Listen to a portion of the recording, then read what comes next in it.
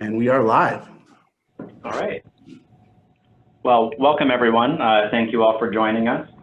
Sorry for any confusion up front. We had a couple of hiccups forgetting about some of the time zones between different states, but hopefully everyone is here and able to attend. If you are unable to attend and catching this later, we will be recording this so that it will be available for later viewing. You'll just miss the interactive component, but we'll still hopefully be able to get some useful information. So I will start with some introductions. First with myself. My name is Nathan Pullen. I serve as a council member for the Arizona Governor's Council for Blindness and Visual Impairment. And I also serve as the chair of the Employment Committee. One of the initiatives that we are spearheading as the Employment Committee and as a council is called E75, which is an effort to raise awareness for and reduce the high unemployment rate of up to 75% among the blind and visually impaired. One of the ways that we try to attain that goal is by having events such as this one. We have a large annual awards event that we do in January where we recognize employers who are actively employing individuals who are blind or visually impaired, as well as celebrating some success stories of clients who have been able to find employment successfully.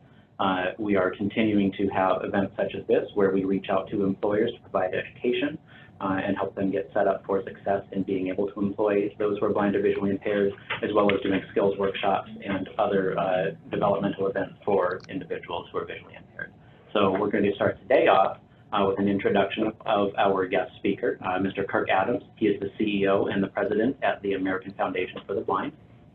Mr. Adams is a preeminent leader in the field of blindness, and he frequently serves as a keynote speaker at conferences across the country, informing audiences of AFB priority issues that include education, vocational rehabilitation, and workforce participation, as well as vision loss and aging and technology. He has consulted with top leadership at Google, Facebook, Microsoft, and other high-profile tech-oriented companies to discuss topics that range from product and digital accessibility to civil rights and disability rights, as well as working with key leaders in sectors that include finance, public policy, and nonprofits, just to name a few. Okay. Well, hi, I'm Kirk Adams. I am president and CEO of the American Foundation for the Blind. And I'd like this to be more of a dialogue than a lecture. So I'll talk a little bit about AFB, a little bit about myself, and then some of our strategies addressing employment of people who are blind, and then leave plenty of time for others and discussion. So American Foundation for the Blind is a private nonprofit. We're not a membership organization like the Council of the Blind or the Federation of the Blind. We were founded in 1921 by the blindness field. There were two associations, Association of Workers for the Blind and Association of Teachers of the Blind, and they both put leadership forward to create a new central nonprofit, the American Foundation for the Blind, which was chartered to use research and data to identify the greatest barriers faced by blind people and the greatest opportunities for inclusion, and then to facilitate collective action to address those. In 1924, AFB did a really smart thing and hired Helen Keller as the brand ambassador, and she remained in that role until she passed away in 1968. In 1931, AFB piloted and began the Talking Book program. In 1938, AFB was very involved in the Wagner-O'Day Act, creation of the Ability One program, very involved in passage of ADA, etc. So very, very involved for a long time, and taken different approaches over our 98-year history. So myself, I'm a totally blind person. My retina's detached when I was 5 years old. I attended a school for blind children, the Oregon State School, for first, second, and third grade. Learned my blindness skills, my braille, my cane travel, typing. Learned to use an abacus, which I still have. And then I started public school in fourth grade and went on through as the only blind student in all the schools I attended after third grade. So I graduated from college with a degree in economics. I was a Phi Beta Kappa and a cum laude, and had a great resume, and began my job hunt. and sent out my cover letters and my resumes looking for jobs in banking and finance, and would get a telephone interview. It would go great, and I'd be called in for the in-person interview, and I'd walk in with my white cane and my braille, and the confusion would set in on the other side of the desk, and I wasn't getting job offers. And so I started to disclose my disability in my cover letter and said, you know, I'm a totally blind person. Here's how I access information. Here's how I do my work. Here's how I will perform the job I'm applying for. And then I wasn't even getting the phone interview. So I just say that to illustrate the point that I've had firsthand experience of the barriers blind people face in employment. Later on, after a bit of a winding road, I did become the CEO of the Lighthouse for the Blind in Seattle, where we employed 250 people who were blind and deafblind in occupations like precision CNC machining, contract management, and some really robust, exciting careers. So I've been a unsuccessful blind job seeker and a successful blind job seeker and a employer of people who are blind. I became aware of AFB at the School for the Blind. AFB used to produce educational products, and then I attended the AFB Leadership Conference for the first time in 2001. I know Ben Fox attended this year. I've never missed. I've gone every year. You're all cordially invited. It'll be at the end of March in Arlington, Virginia. In 2014, I was invited to join the board of trustees, and then after a retirement of my predecessor and a nationwide search, I became the CEO in 2016, and immediately launched into a strategic planning process, taking a look at our history, our brand, our relationships, our human capital, all of our assets, and where could we do the most good in improving the lives of people who are blind. And we got very clear that for us, employment is the most important issue. And AFB, we must change the landscape of employment in the country. So you probably all know these numbers, but 7 out of 10 blind adults are not in the workforce. So the workforce participation rate is about half of the general population. So 30% of the adult blind, working age blind adults are working, 60% of the general population. So I just want to make a little point that we often say the unemployment rate for people who are blind is 70%. That's not an accurate thing to say. The unemployment rate is a Bureau of Labor Statistics number, and is based on people who are actively seeking work. So the unemployment rate for people who are blind is about double that of the general population, but the workforce participation rate is about half. So that shows us that many blind people have stopped or have not started seeking work, so are not counted in the unemployment number. So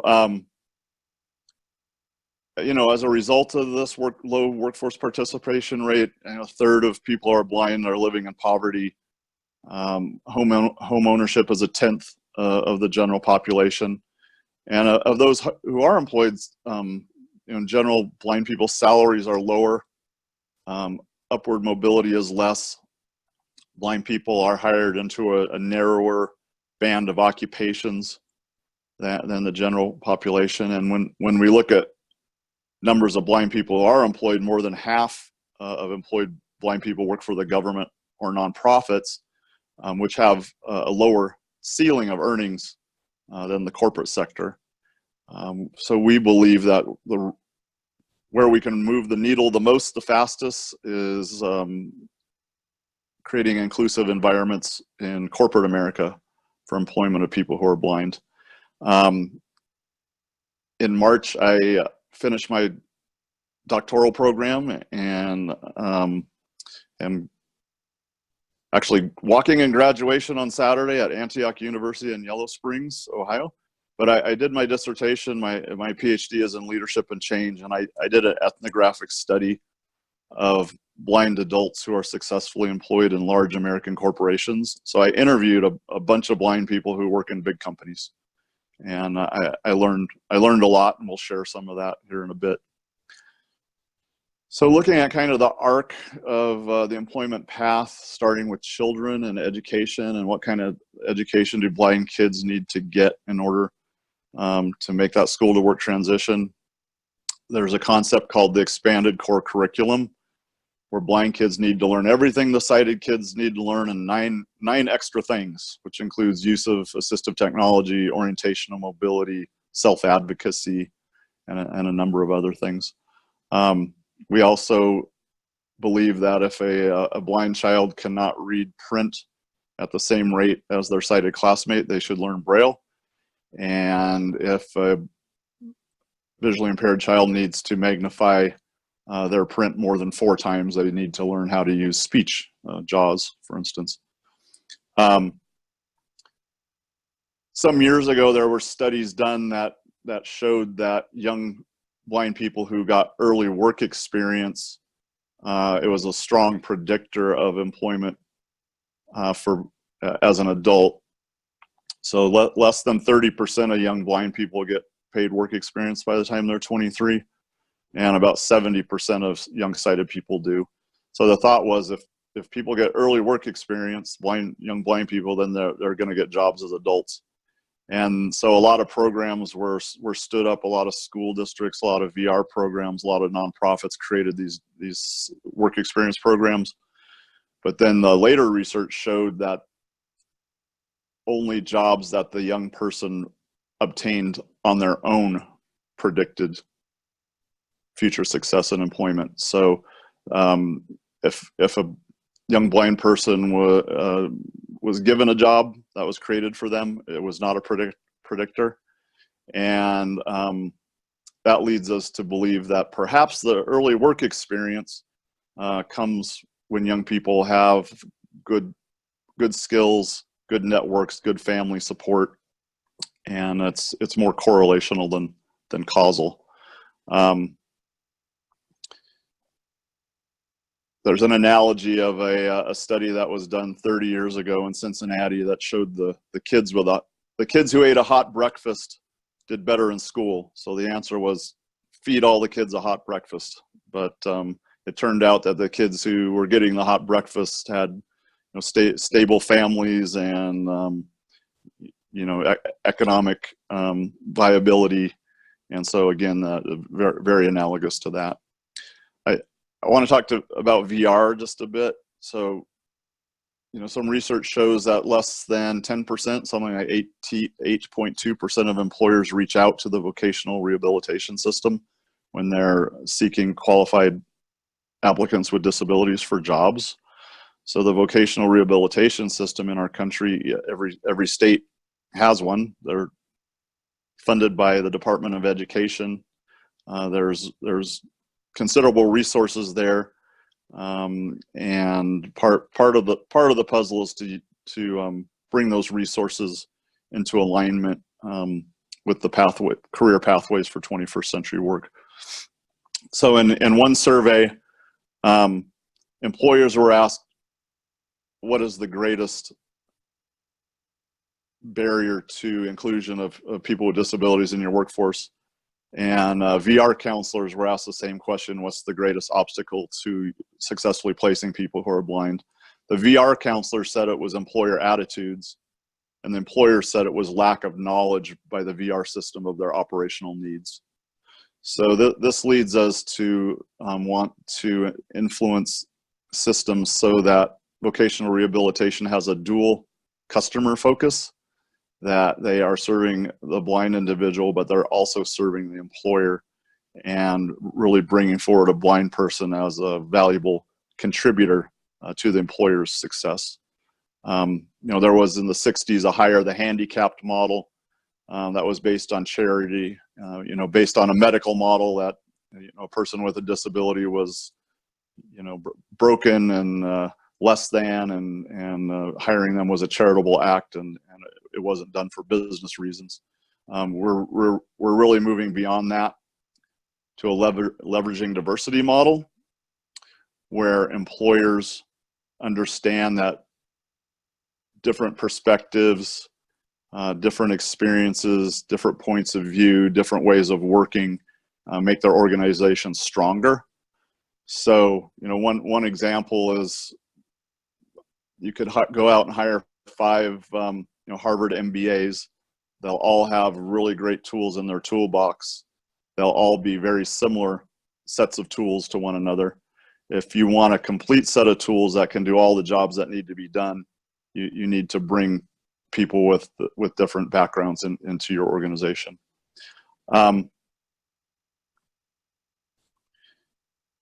So some indicators of leveraging difference. I talk to a lot of families with blind kids, and I talk to a lot of young blind people, and I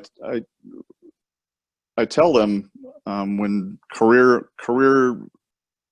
pathways are the topic, to think about corporate America, to look at companies, to do some initial screening, go to the website, read their diversity and inclusion statement. Almost every major corporation has one now.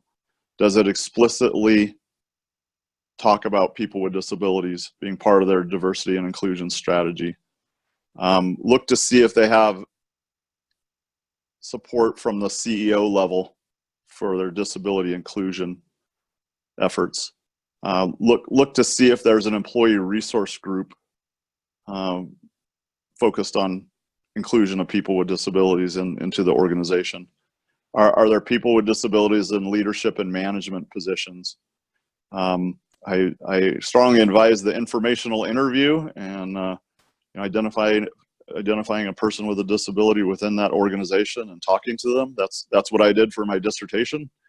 And people with disabilities who are employed in these companies are very open and willing to talk to others in the cause of greater inclusion.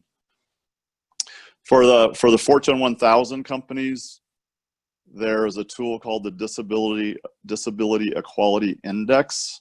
I'm on the advisory committee, as is the AFB board chair, and it's a self-assessment tool that companies administer to gauge their disability inclusion environment.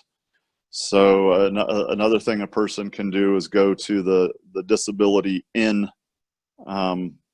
website and look at the list of companies and their scores on the Disability Equality Index. So it's not a percentage system, it's a point system, but they publish those who score 80 points or above. So you want to look for those who've scored 100 points, and those would be some indicators of an environment that is predisposed to inclusion of people who are blind. So really, the perfect combination is a well-prepared young person who has had early work experience that they've found on their own, a vocational rehabilitation agency with that dual customer focus, who's committed to bringing forward qualified blind applicants that will make the employer stronger, and then the employer with that leveraging difference philosophy. So at AFB, we're trying to bring all of those folks together. We're holding a series of employment summits around the country. We held our first one in New York City in May. Google hosted it. We had 8 major corporations: Google, Amazon, Merck, EY, Bank of America, Chase. We had the executive director and the 7 regional managers of the Commission for the Blind. We had CEOs of nonprofits who focus on employment of people who are blind. We had foundations who fund employment-related activities, and we had a facilitator, and we heard from each stakeholder group. Everyone in the room is devoting a lot of time and resources to improving the inclusion of people who are blind in the workforce, but the numbers haven't been changing, so we really want to find out why. And we analyzed all the input. We found some things. Just a couple examples. We found out that the employer relations folks at the Commission for the Blind were not connected with the right people in the corporations. We found out that the corporations did not understand the vocational rehabilitation system and the resources that could be provided to assist them in inclusion. And we found out that the nonprofits were focusing on kind of an unnecessarily narrow band of occupations. So we learned a lot from our first summit. We're going to come forward with some cross-stakeholder projects that we think will create greater opportunities in that community. We're going to hold our second summit in Dallas in October. AT&T is going to host that. We're planning the third in Chicago with Boeing as the host. And then we will do one in Northern Virginia. And then we'll make an assessment. But our thought is to continue to hold these summits in cities across the country, create some job opportunities, and learn a lot while we're doing it. So with that, I think I'll stop.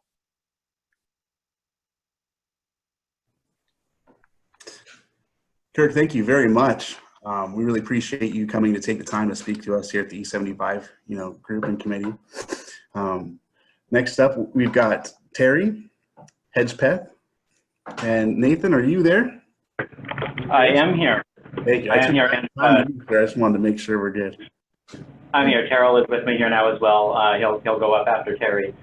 So I'll introduce Terry Hedgepeth. She is the Director for Accessibility and Educational Outreach and Student Services, or EOSS, at Arizona State University. Terry Hedgepeth is, she guides policy development for accessibility standards at ASU and has been awarded numerous grant competitions totaling over $7 million.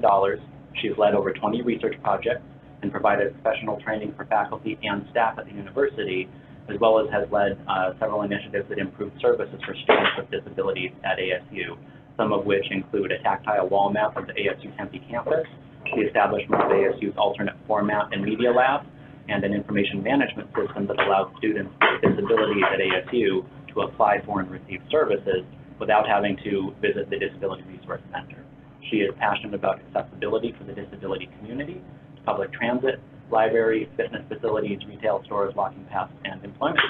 And with that, I will pass it off to you, Terry. All right. Thank you, Nathan. Hi, everybody. Hopefully, I'm just going to share a little bit of information about things that I have learned over the years. I've worked at ASU for 25 years, and before that, I had worked in the business enterprise program as a vendor operator, ran a coffee shop and later a cafeteria, got out of the food business, stayed home with my son for a while and went to school and then started working again. So my cause of blindness was retinoblastoma. It happened when I first discovered when I was 6 months old. The first eye was enucleated, gone. At 18 months, they found that the other eye wouldn't stop hemorrhaging, so they had to remove that as well. So that's how that goes. Growing up, I was always very active in my neighborhood, riding bicycles, using what we call echolocation on objects and so forth. Just kind of always went to the public grade school and high school. So just has always been assimilated, integrated, whatever you want to call it. So my degrees I've gotten are my Bachelor of Science in Psychology, a Master's in Social Work Administration, and my doctorates in Higher Ed Leadership and Policy Studies. I have worked starting at the university 25 years ago, initially the first 10 years as a disability access consultant working with students, primarily for blind and visually impaired, but I had all other disabilities. Because I had a master's in social work, the staff tended to give me the difficult, quote unquote, cases, which I didn't find that difficult. So let's see, after that, I found a position that I started grant writing with some of the faculty, a couple of faculty in computer science, and I was able to get a faculty researcher position in our Department of Computer Science, working with a lot of students at that point, leading their projects, that kind of thing. Exciting, it was a lot of fun, but 2008 came along and just knocked the stuffing out of grants, and I was on soft funding. So I started looking for a job with a hard money line, and I found the position for director of the Disability Resource Center in Tempe, and I took that position, and I loved it. It was a lot of fun. I had between 25 and 40 staff that I oversaw, and learned a lot from that. We had probably about 80 student workers at that time. I did that for about 6 years, and then an opportunity presented itself to take on this position as the director of accessibility in, as Nathan said, in our student services area. And what I do is I do manual testing of websites and apps that are what we call student facing, and I do a lot of training of staff on accessibility and what that means, website accessibility, and it's a lot of fun. The thing that I have always been passionate about is how can I make things better for the largest number of students or people. And so I find that this job allows me to do that. Director of the Disability Resource Center allowed me to do that. And then have, the experience as a DAC also. It exposed me to so many areas. One thing I can say, when you are in a job, don't just be focused on your area, learn everything you can about all other areas. Trust me, people higher up do notice these things. So what's essential to employment? Networking. Trust me, if you don't have a job yet, and even once you have a job, start networking with people. Spend time, go places where you can meet various people. If you're in college, network with faculties, with some of the higher up staff. If you can get internships, whatever you can do, even if they're not paid, it's so important, because you just never know who your path will cross and how that will help you in the future as far as employment. And as pointed out, it's very, as Kurt talked about, it's very difficult to get a job cold by just putting in a resume and you show up with that cane or dog. I know I faced that even at ASU, even with my reputation. I remember I interviewed for a faculty position on one of the other campuses, and the dean just couldn't wait to get me in his office for an interview. He was so excited by my resume, with all the grants that I had brought in. As soon as he met me and I had my dog, the interview was over. He wasn't interested. Nothing else mattered. All he could see was the disability. So that's just one of those things, it's what you're going to face. So because of that, you are going to have to make extra efforts to do some of the things. And one of the first things is adopt a positive attitude. A person with a positive attitude is optimistic, energetic, they're friendly. And I get it. Sometimes with a disability, it can be very challenging to maintain that, but you need to. It's the benefit to you that matters for that.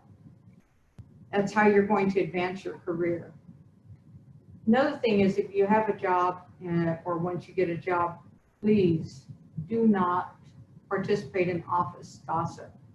It's so easy to get caught up in that. A coworker's quote unquote confiding something to you about someone, did you see what George did in the meeting the other day? I can't believe it.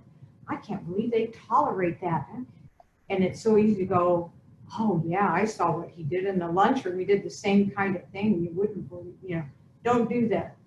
Respond with things like, well, I don't know, maybe George was having a bad day. You know, it's, I just hate to judge somebody. You know, just kind of couch it in those kind of terms. Be open and friendly with people. Ask your colleagues about their families. Learn information about them. You know, how's your sister doing? You know, your mom went in the hospital. How's she doing? Is she okay? You know, I heard your dog's getting older. How's you know, whatever. Just find a way to connect with people. What we have to do as a blind person that sighted people do all the time is they compliment each other. Oh, I love that shirt. It looks so cool on you. Or, oh, wow, what a great haircut. I like it. It looks so nice. And we all like to receive those compliments. But as a blind person, you can't give the same kind of compliments. You can compliment people on perfume. It's not received quite the same way. And you have to be so careful about everything, you know, being politically correct and not offending somebody. But find ways, that's why I say, find other ways to connect with people. You know what, I love having lunch with you because you're so positive. It's, you know, you're such a, you're so refreshing to be around. Whatever you can find, think of, you know, just find things to tell people. Another thing is to be a part of a team. Throw your own trash away in the lunchroom. And if you're done eating lunch and get up from the table, you know, throw your own garbage away. Go back and wipe the table off where you sat. Almost inevitably there will be crumbs there. And if you don't, trust me, there will be a staff member that'll feel they have to take it on to clean up after the blind person, and you don't want that. If you happen to be walking with coworkers and you go through the door first, hold the door open for your colleague that's coming behind you. Look for other opportunities to pitch in and help. Say there's a, you know, a staff party or a gathering. Get in there and maybe help set up or maybe help with the cleanup. Be an active part of the group. Find ways that you can be a contributing member of the group. Points to think about. In any time you're in a business, the customer comes first, and there's a caveat to that. Serve customers ethically and in accordance with company policy. So if you're a sales clerk at a store and you got an upset customer, you can't take them over and give them a free pair of shoes, you know? So, you know, just that's what that would mean. Co-workers are your work family, so go out of your way to get to know them and interact with them.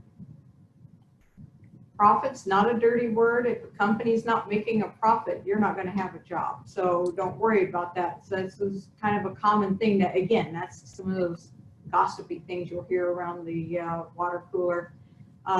Never badmouth your boss or your manager ever. It will get back to them one way or the other. Trust me, the person that you think you've confided that into will tell someone who might tell someone. It just goes around like that. And by the time it gets back to your manager, who knows what the story is by then. If you have a problem with a manager or a boss, complain to family members, friends, whoever, you know, find somebody else. Don't adopt the victim mentality that some blind people do. Oh, you know, it's not fair. I can't drive like you can. I can't just go and this and that. And that is defeating. It's self-defeating. It's not going to help you at all, and it just promotes that person's perception of pity. So, appearance is really important in a job. If you're, you know, what I say is to any blind person, find 1, 2, maybe 3 people that you can really trust that will be brutally honest with you to give you feedback on clothing, shoes, your hairstyle, on any kinds of things, and ask them, and hey, how does this look? Well, I don't know, it's getting kind of tight on you, or you got a big stain right on the front here. So just have people that'll give you that feedback. It's so helpful. I would suggest using a service like, say, Be My Eyes, because it's free when you're going through, to sort laundry and to identify clothing that have stains.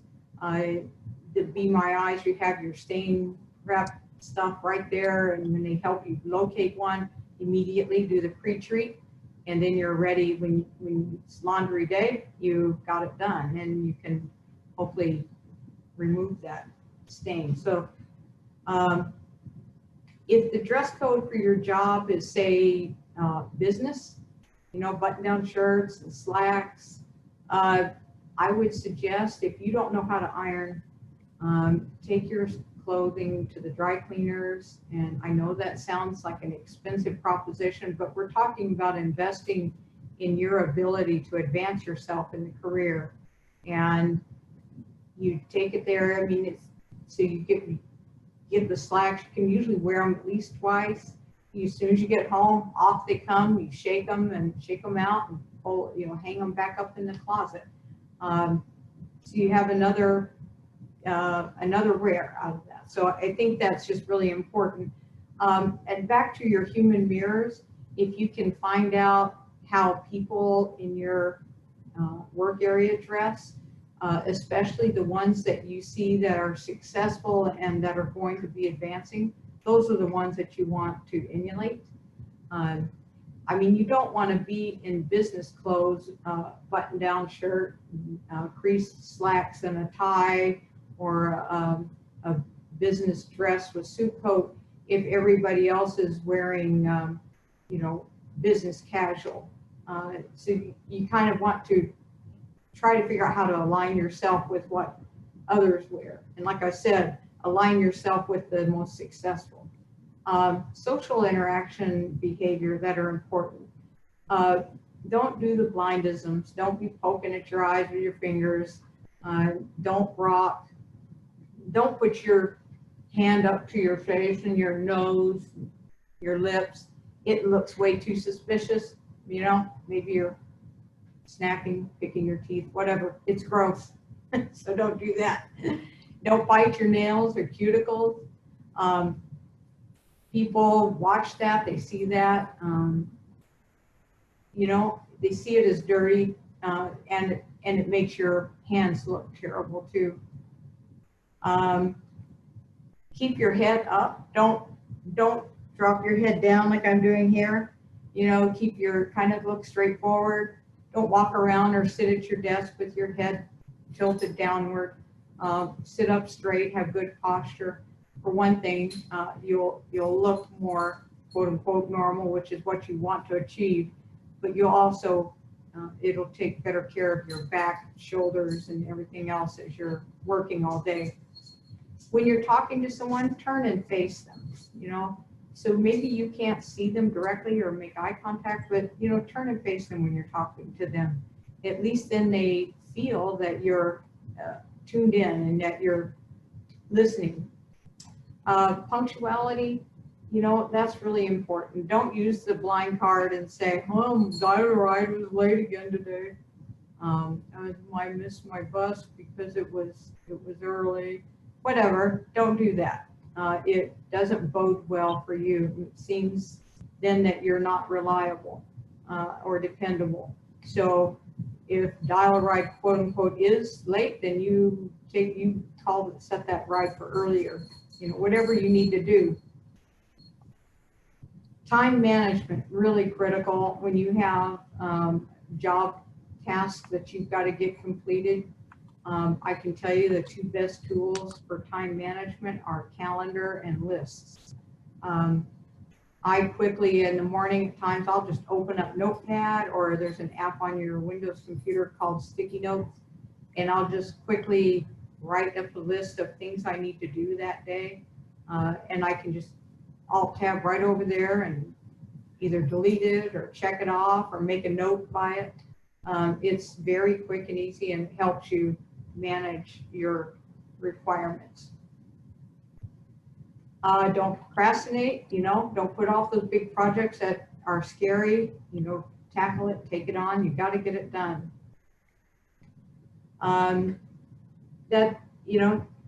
So it looks like I think I'm over. Just one more thing, reading comprehension, I will say you need to be able to, you're gonna, even if Excel, PowerPoint, SharePoint, whatever, Slack, whatever app that your employer's into, they're not gonna have accessible training for you, and you can't run off somewhere and find the VR or whatever to come teach you again. Don't wait for that. Be empowered, get out there and find your own resources, research it on the internet, find the keyboard commands, how to use that, contact the company of the app, be your own self-learner, read the manuals, and usually sometimes in the manual somewhere they'll have keyboard access. You just, be self-sufficient and figure out how to solve a lot of the problems so that when you do have a big issue that you can't resolve, you can go get some help with that then. If you run to the hill all the time, well, I can't, this doesn't work for me, that wears on people, and they feel that even if they would never ever state it to you, they feel, well, see, like a blind person really can't do this job very well. So that's the important things I wanted to share with you. Hopefully you have a takeaway from all of that. And if anybody wants to contact me, I will make my email and phone number available. And I'm always open to answer questions. So thank you. Thank you, Terry. Next up, we're going to hear a little bit from Terrell Welch. Terrell has been active in the field of management training development for 37 years. He has formulated, populated, and conducted training programs for the HRI, functioning as a consultant for several venues, and is sought out for his professional expertise in operational areas within the industry. That subsequently enabled him to form a consulting LLC to broaden his ability to serve the industry. And he currently works with the Department of Economic Security, which serves as a catalyst for Terrell's passion. He was initially chosen to consult for the Business Enterprise Program, a hospitality service program within the Department of Economic Security. Terry mentioned a previous career of within the Business Enterprise Program, which is where I work as well. Terrell eventually moved into a training officer position after 3 years of state service there, training with BEP. He began working with the Employer Engagement Administration and is a business coordinator liaison who specializes in job readiness, development and placement for the blind and visually impaired within the Rehabilitation Administration. So Terrell's going to talk a little bit to us about job placements in Arizona at work. I will turn the camera over a little bit because he's sitting right here with me. Well, hi, good afternoon. First, I want to kind of piggyback what's been said already. It's so important to understand that employers today are looking for individuals that are ready to go to work, that have the capability and can show that, can identify what the employer is looking for and bring that to the table. For an example, years ago, there was a very sought-after position at PGA Resort and Spa in Palm Beach Gardens to transition the free meal restaurant into a premier dining room. And I really wanted that job.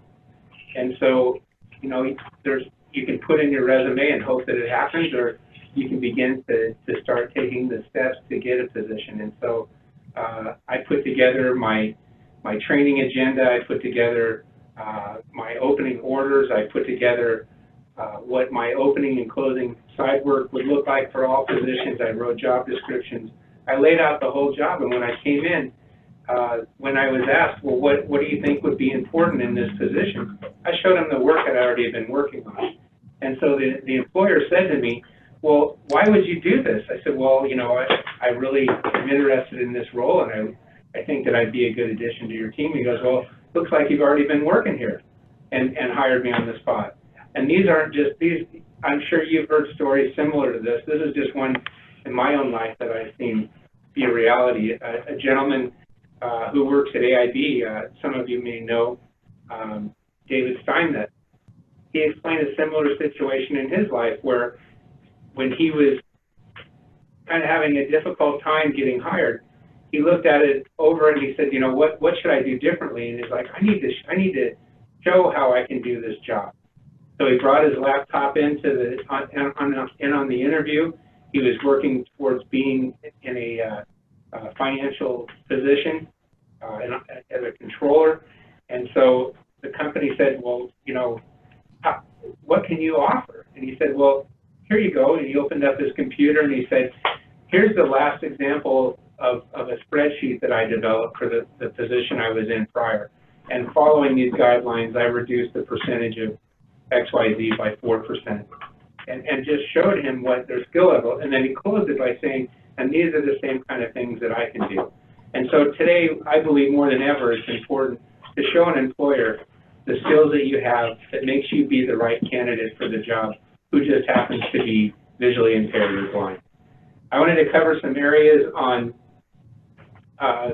Arizona, where we are as a state, and then how that sets up as opposed to on where our numbers are nationally, or if we're in line nationally. And so in Arizona, we have a total labor force of 3,565,500, and currently the employment is 3,376,900. Unemployment is 188,700, and that's up 3,500. So our underemployment, which is really a key area to track, and I would imagine that we have a higher percentage of that, is 3.3. And so it's encouraging. I really want to encourage you, if you are currently employed but you're underemployed, to look for the jobs that you want, that you would like to do, and pursue those positions, because there's jobs out there today.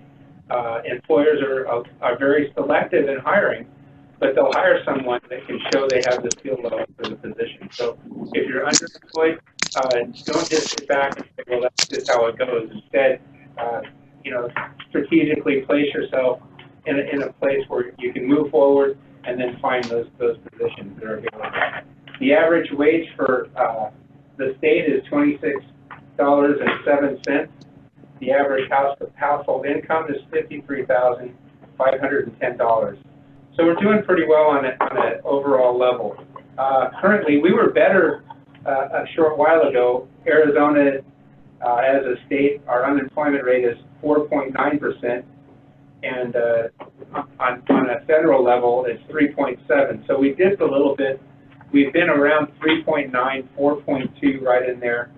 So we've done a little better over the years, and I think that we'll roll right back into those roles. There's a lot of opportunities in Arizona, and I believe that our clients have a real good opportunity, good place to be in those roles. When you look at the overall mix of things, it's really kind of unusual for our client base. Out of the study I did, out of, I believe it's 96 employees, or 96 clients, of those, only 4 companies repeated out of those 96.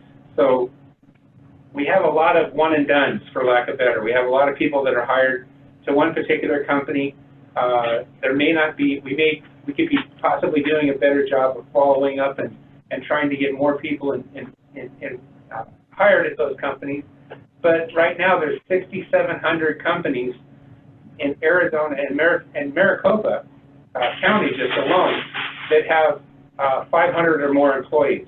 And that's good, because then they have higher expectations for compliance. And so it gives us an opportunity to really help our clients to be hired in those companies that are larger. In this study, it was fiscal year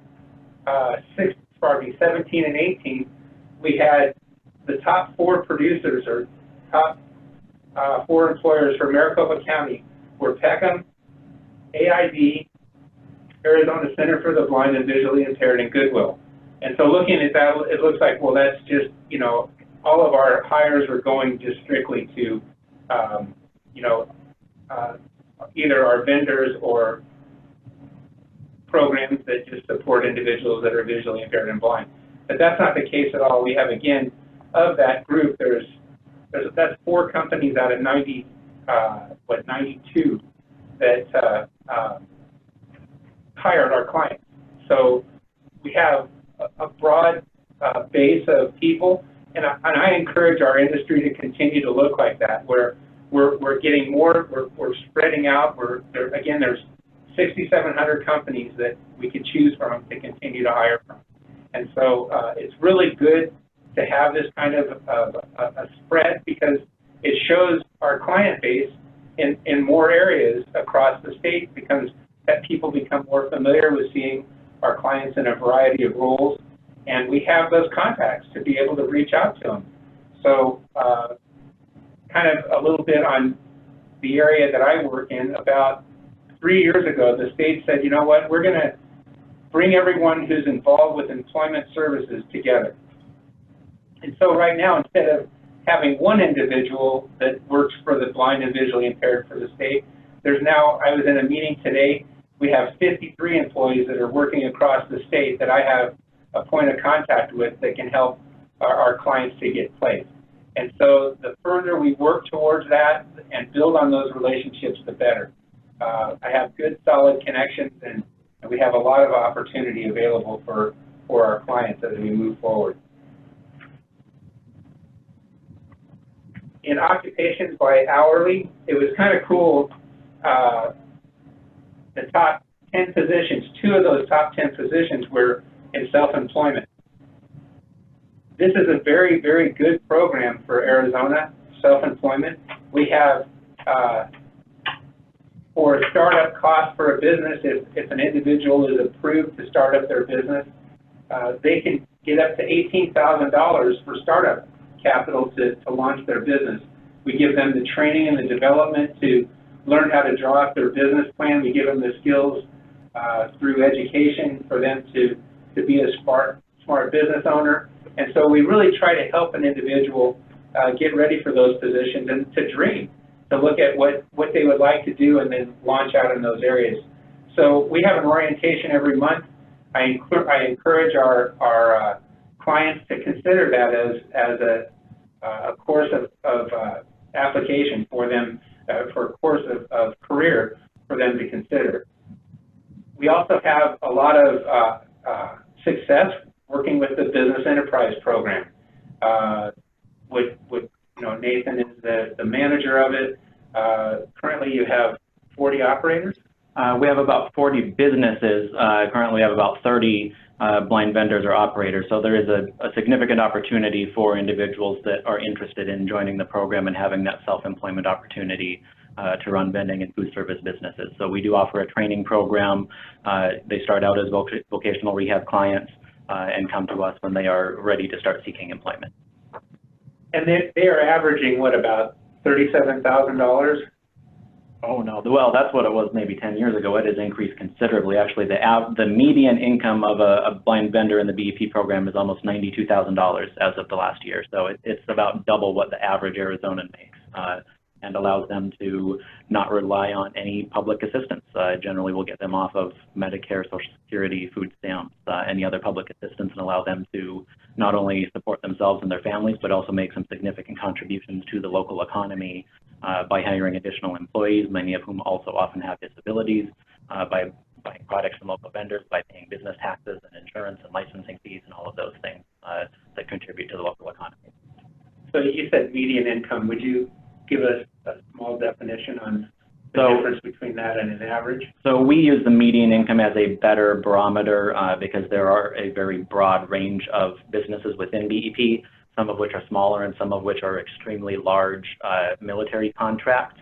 So rather than skew the numbers with an average, we use the median, which is essentially ranking everyone from lowest to highest and picking the number that's dead in the middle, as opposed to adding them all up and dividing by the total number to get an average. So median is the guy in the middle, essentially.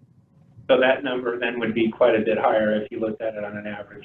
As an average, it would actually be 2 to 3 times higher. So we don't want to distort it completely, but the median is a good barometer for earning potential within the program.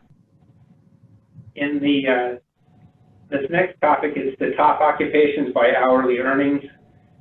2 of them are self-employment, and the 2 highest of the 10 positions, one individual made $63 an hour and the other made $60 an hour in self-employment. And then the next area is $50 an hour for acupuncture. Individual is a technician in that. ESP was about $45 an hour. Superior IT services, which is, by the way, right now IT is definitely an area where I encourage our clients to look in for a career. There's lots of opportunity because of assistive technology. I believe it's a leveler for the playing field where our clients can definitely get positions where in the years prior they wouldn't be able to compete. And so it's a great opportunity with assistive technology. It allows them to be in those roles. And what's really cool too, because of the need for assistive technology, there's more positions available as specialists, as technicians in assistive technology. And so you could get that IT skill, get the assistive technology, and be in a really good career place. And then on top of that, just more and more companies are going to be looking for individuals with that unique skill base. Then from there, an individual was hired as a pastor with a local church here, with IBM, with AAAS, with Westland Charter School, and with USAA. We're having a lot of success with professional services. We're having we have a great partnership with USAA, along with farmers and with other insurance companies, as well as banking. Wells Fargo, Bank of America, Charles Schwab, all these professional and financial institutions are willing to look at our client base if they have the proper skills and training. In top earning occupations, as I just mentioned, securities, financial services, sales agents, healthcare, technical workers, computer programmers, clergy, network and computer system administrators, national science managers, Randolph-Shepard vendors, the business enterprise program, computer software engineers, systems software, community and social service specialists, and electrical engineers. There's the field that it's just wide open. Whatever pretty much a client can get the training in and has the desire to do, we have that opportunity. There's just tons of opportunity. I wanted to look into the average hours worked.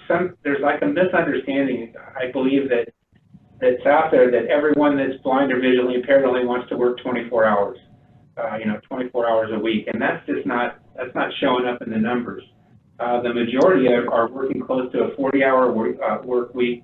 The blind for years 2017 and 18 averaged 35.90 hours, almost 36 hours a week.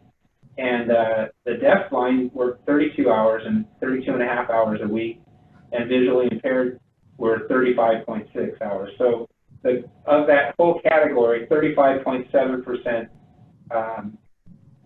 hours, 35.7 hours a week is what our clients are averaging. And so I thought that was a pretty interesting study. Again, we think about just all of our clients only looking for part-time work, and that's not the case at all. The majority is looking for full-time positions. Again, that's in that time study that we review. So out of 96 individuals that were hired over the 2-year period, we're showing a good growth, good increase. We had 37 individuals hired in 2017 and almost 60 hired in 2018. And I know that we were up, what was it, 4.7% or something like that, from 18 to 2019. So we're on a good roll in those areas. The average wage in 2017 was $16.83. In 2017, it was $17.20, and so over the 2-year period, it averaged out to about $17. These are just the start of labor market information that we're putting together. We haven't had much of this, and so anyone or any programs that would like to work with us more on these areas, we would be glad to work with you as well. And but we're just starting out on this as a category. We don't have a lot of good data, I would say, on a national level or that's shared enough. And so I think it's something that would be very helpful to look forward in the future. Okay. Well, thank you, Terrell. We are right at our prescribed end time here, so we want to be respectful of everyone's time. If you need to move on to other meetings and go about your day, feel free to do so. The panelists here are going to hang out for a little bit. If anyone has any questions that you would like an individual or the panel as a whole to address, feel free to submit those. You should be able to hit the submit a question or the Q&A button or the chat button on your screens there. If you have any questions you'd like to send in, we would be happy to address those as they come through. And if there aren't any, or after we're done, we will also go ahead and email out a link to everyone with the link to come back to this. We are recording it today, so if you want to review it again, get any more info or share it with anyone else, you would be welcome to do that, and it will stay accessible on the E75 website. And we will also have some upcoming information, so I would recommend that you check out the E75 website and bookmark or favorite that so that you can keep an eye on it. Check in from time to time. We do try to have other events similar to this on a regular basis, preferably quarterly when we can. So there will be other upcoming events, and we will share those out as schedule permits. So we're seeing some other some questions come through here. One of them is from Dale that says, what about a blind individual that has other issues as well? I'll address that a little bit from a rehabilitation services standpoint. There are often other diagnoses or co-diagnoses that may affect an individual beyond blindness or visual impairment. That is one of the nice things, though, about being able to work with vocational rehabilitation and be a VR client, is that there are specialists who are able to help with disabilities of all types, visual or otherwise. Whatever may be considered the most significant barrier to employment is what would probably get the most attention. But we do have individuals and counselors who are well-versed in multiple disabilities. We do often have clients who have multiple disabilities. They may be blind or visually impaired, but may also be a wheelchair user or may have other situations that require some additional equipment or training for them. But those are things that can be provided through Voc Rehab and allow that individual to find a successful employment outcome in the end. I need this has been Fox. Oh, sorry, go ahead. I just wanted to ask a question to the panel in general. I've heard Kirk Adams speaking recently, and someone referenced to him that people that are blind at Microsoft are like gold dust. And I was wondering, Kirk, if you could please relate that story to us and a little bit about that. Well, yeah, it's an example of that leveraging difference mindset. You know, I'm from Seattle, and I at the Lighthouse for the Blind, we had a relationship with Microsoft that goes back to the early days, you know, the early 90s, late 80s. But you know, Microsoft has come to understand that being inclusive of people with varying disabilities throughout their departments makes their departments stronger, makes their products baked in with accessibility from the beginning, lets them understand what their customers with disabilities are going to want. So they've put some really structured programs together to identify and hire and support people with autism. And then they've hired probably about 300 people who are blind on their Redmond campus over the last couple of years. And you know, they're not just hiring blind people in accessibility, they're hiring people throughout departments as program managers and software engineers. And they just see the value and having people with the lived experience of blindness on their project teams. So their head of accessibility, Jenny Leigh Fleury, she said, you know, we'll hire every blind computer science major, you know, you can find, as we call them, gold dust. So there are some companies who've recognized that blind people bring some unique assets to the table. And as we've said at AFB, you know, living every day as a blind person helps you develop the characteristics that employers say they want. So they want creative problem solvers. They want people who know how to analyze and manage risk, who know how to work in teams, who know how to communicate. You know, people who can who are courageous and bold. And, you know, as living as a blind person every day, you have a chance to develop all of those skills that employers are looking for. Thank you. A couple other questions here. One was, do you need a degree or certificate for these jobs? That is highly dependent on the job, of course. Some require them, some don't. When we're talking about some of the more specialized and technical related things, yes, they will often have some requirement, but getting an education to help you pursue a specific career path is something that you can get assistance through rehabilitation services. And that actually ties a little bit into some of the next questions I'm seeing here as well. Is it possible to be a VR client trying to seek a degree, but also need to work to support the family? Can you get both services? In general terms, yes, VR will help support an educational attainment goal that will help you to ultimately pursue a specific career path. So yes, there can be options for that. It is possible as well to work through your educational plan while also maintaining the ability to receive Social Security disability income if you need that, or maintain a certain level of work hours to maintain Social Security that would allow you to have a contribution to support your family as well. Those are specific case-by-case type basis, though. That is something that the individual would want to work closely with their VR counselor on discussing their needs and making sure they find a plan that works for them.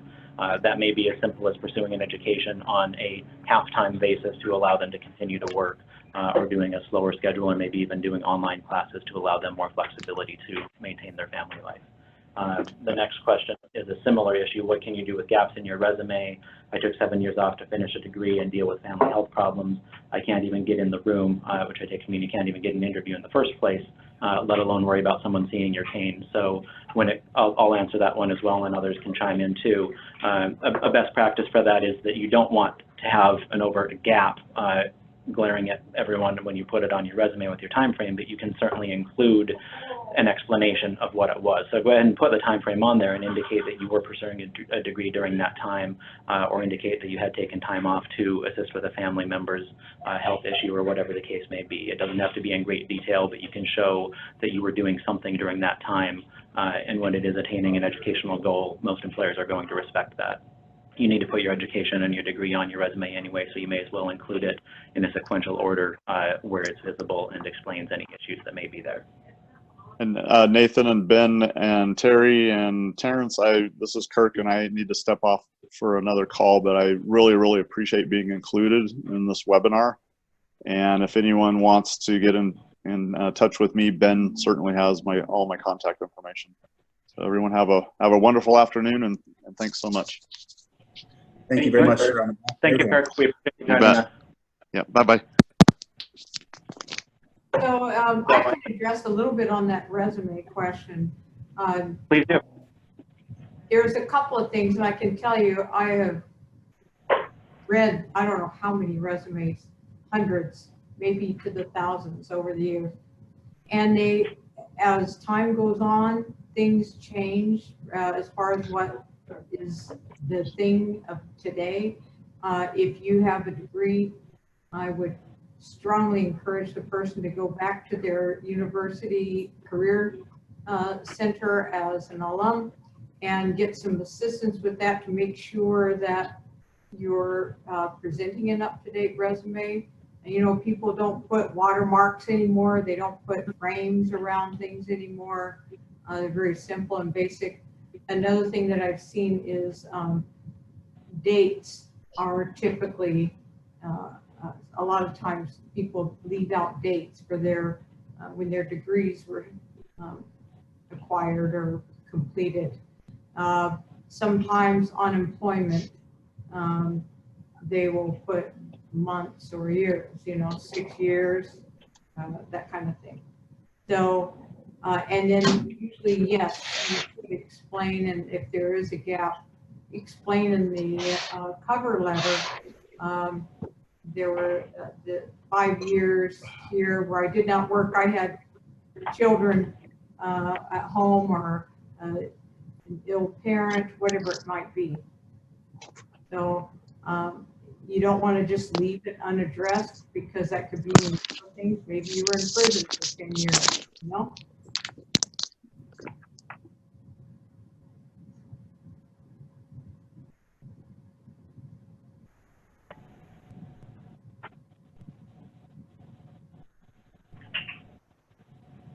Thank you, Terry.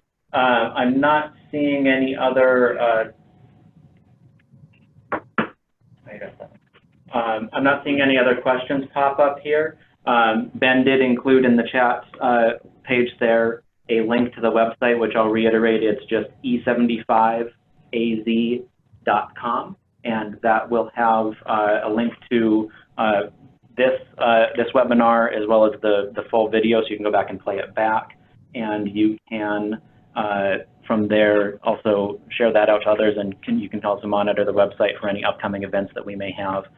If you were included in this one today, we'll add you to our mailing list as well, and send out notices of any future invites as well. And I did get one other question here that maybe Terry would like to address.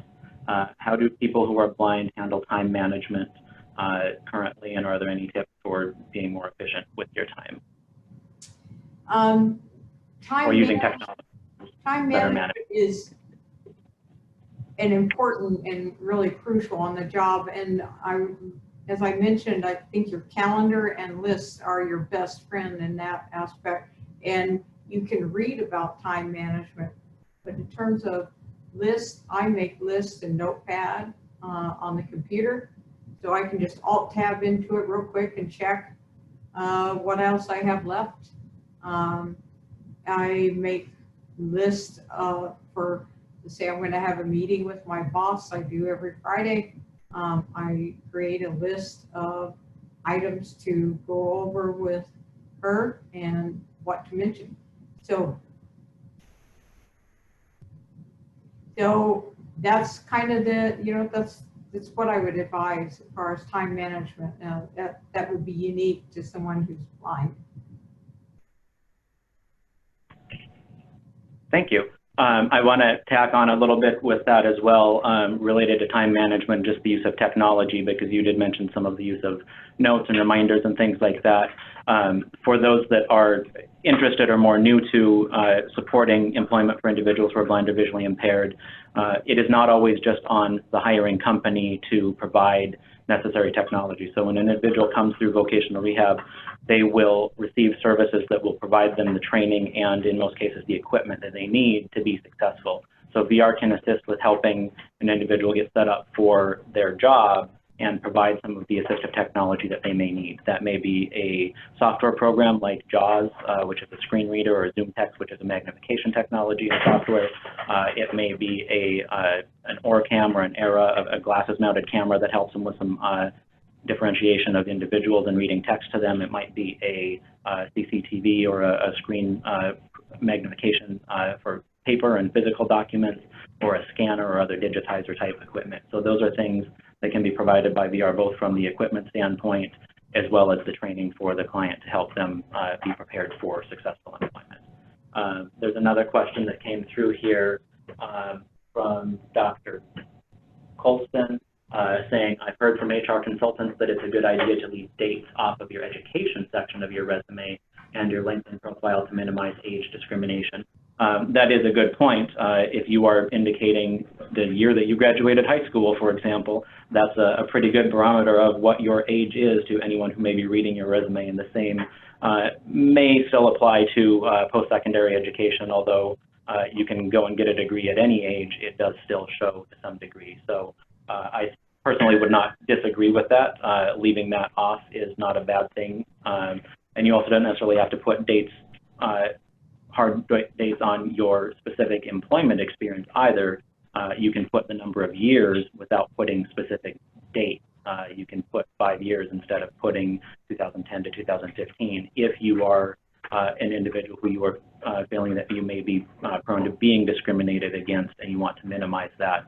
Leaving off dates and using just a number of years as opposed to the actual date could be more productive for you, but that's an individual call to make.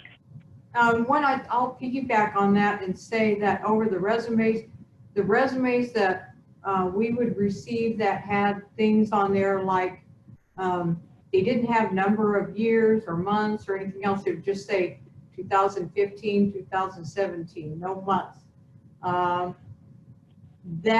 Those resumes usually went away into the circular file, so don't do that. That's just way too vague, and it feels, when you're looking at them, it feels sloppy. It feels like maybe it's the person hiding something.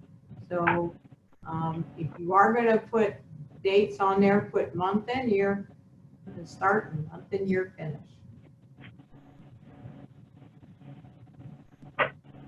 Thank you. Any other questions from anyone? That was the last one that I've seen here, but we're happy to stick around for a couple more minutes if anyone has anything else.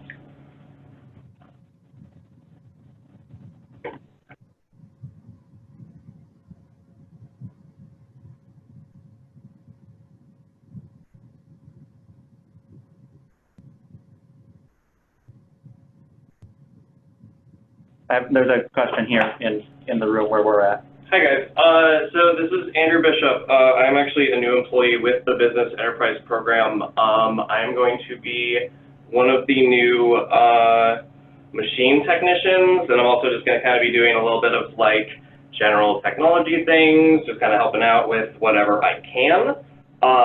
So I am actually very, very new to just kind of like programs that work with, you know, rehabilitation in any capacity, whether that be for people who have been injured or people who have disabilities. And one of the correlations that I'm kind of seeing, and hopefully you guys can give me a better idea of maybe how this has played into either your lives or like the lives of other young people that you work with. But do you find that with people who are visually impaired, have you guys ever found that some of the challenges that are faced in terms of finding careers or kind of, you know, even just like finding people who are willing to let you even get through that door with your cane, do you find that those sorts of situations have like extra mental health effects on people who have sight disabilities and things of that nature? Or did that make sense? Was that too much? Andrew. I wouldn't even want to venture to go there, frankly. Okay. Yeah, when you get into talking mental health stressors, I mean, of course, such a thing is going to be stressful, and stress has its own impact. But, you know, yeah, I wouldn't even venture to go there. I don't know that, I'd say that the stress level certainly is going to be higher.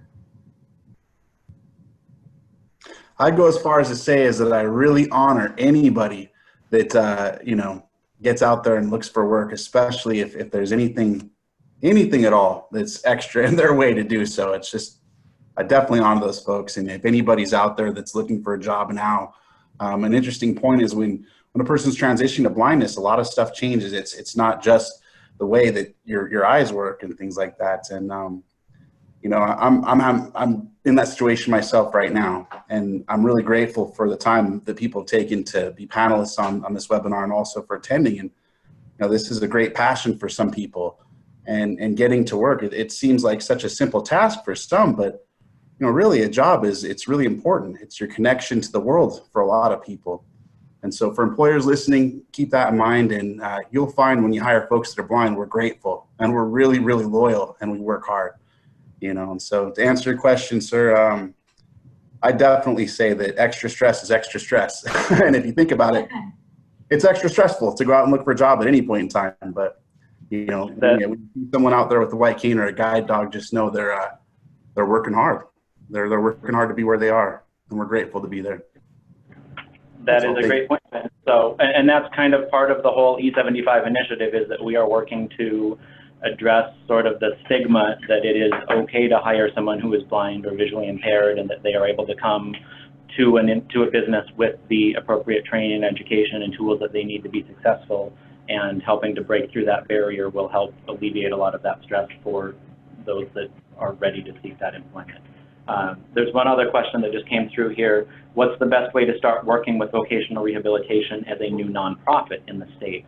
I'm not quite sure the context of that, but if I were to interpret it as wanting to help provide employment-related skills to job seekers, and that could be of any type of disability, Voc Rehab does work with several different community partners, service providers, comp service providers, whatever you may call them. Those groups, whether nonprofit or not, regardless of their tax status, are essentially vendors to the state. So they would need to register with the state of Arizona procurement system. If you go to the state of Arizona procurement site, you can actually view what contracted services or bids are available, and depending on the time frame, you can then submit a bid for that or RFP to indicate what your organization does and what rates you may charge, or if it's a free service or a nonprofit community supported service, whatever it may be. But it would start with getting set up as a vendor through the Procure AZ website, and then from there being able to have services or clients referred to you for the purpose of providing services, whatever those may be. Another question here. Thank you, Michelle. I'm glad that answered your question. So Procure AZ is the website that you want to search for. A question from Katrina: what are some first steps to take in looking for jobs? How about we have Terrell answer that, since he's our job placement expert here with Arizona at Work. Sure. Just first of all, you have to have the skill level to be competitive in that job. So that would be the first step. Is, you know, to a great source is called ONET, and it'll give you what's really cool about ONET is it shows where you, if you're currently have this skill level, then these are the kind of jobs that you would be eligible for. And if you take these steps towards, maybe you don't have your associate's degree, but you don't have your bachelor's, it'll show the jobs that you would qualify with your associates.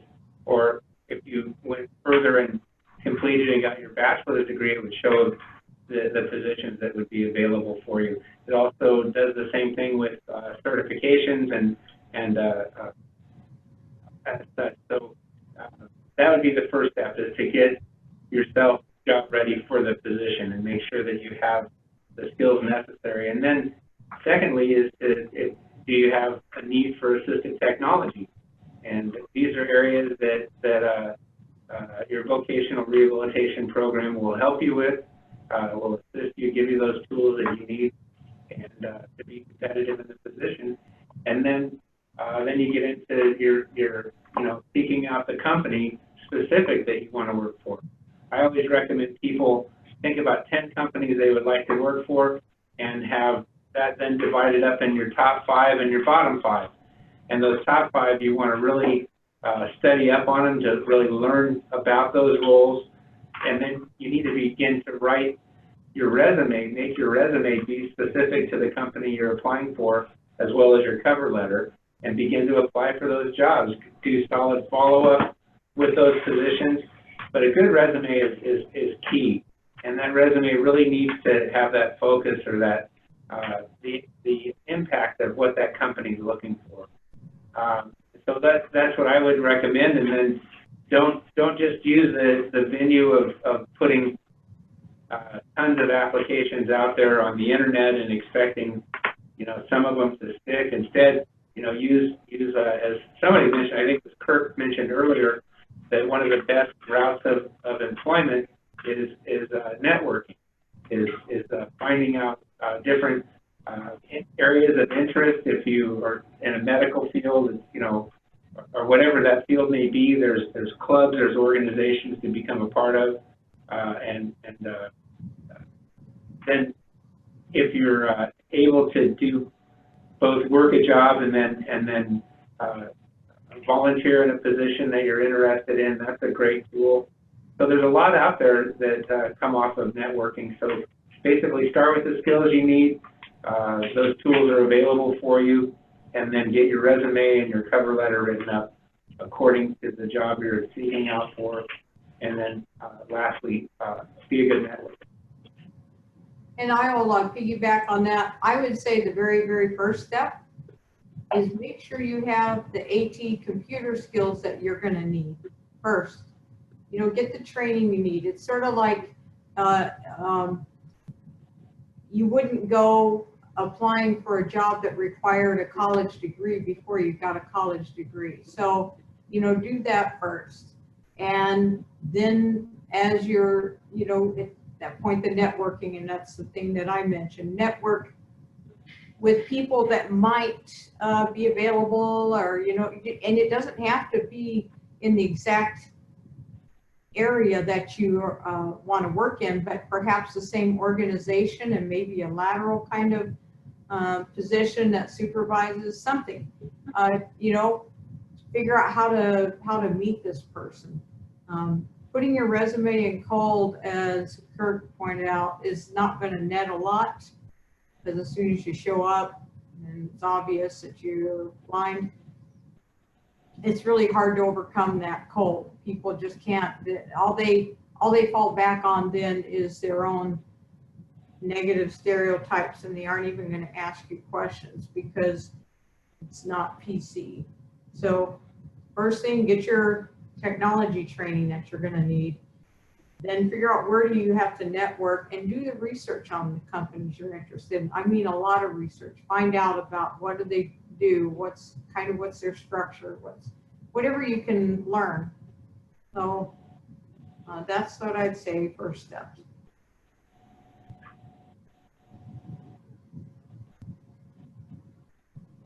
Thank you, Terry. So we are about 2:30 here, so if there's last questions, I think it's probably about time to wrap up and let everyone go on about their day.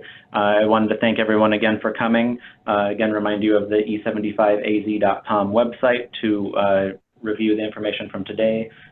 Terrell did have a PowerPoint that we weren't able to present, but it'll have the statistics and figures that he presented, so we'll put that up on the website for anyone that was interested in that information. And then we'll have ongoing updates on the website related to future events. So thank you, everyone, for your assistance today. Thank you to Kirk Adams, who has already departed, to Terry Hedgepeth, Ben Fox, and Terrell Welch for presenting and assisting with this panel. Have a great day, everyone.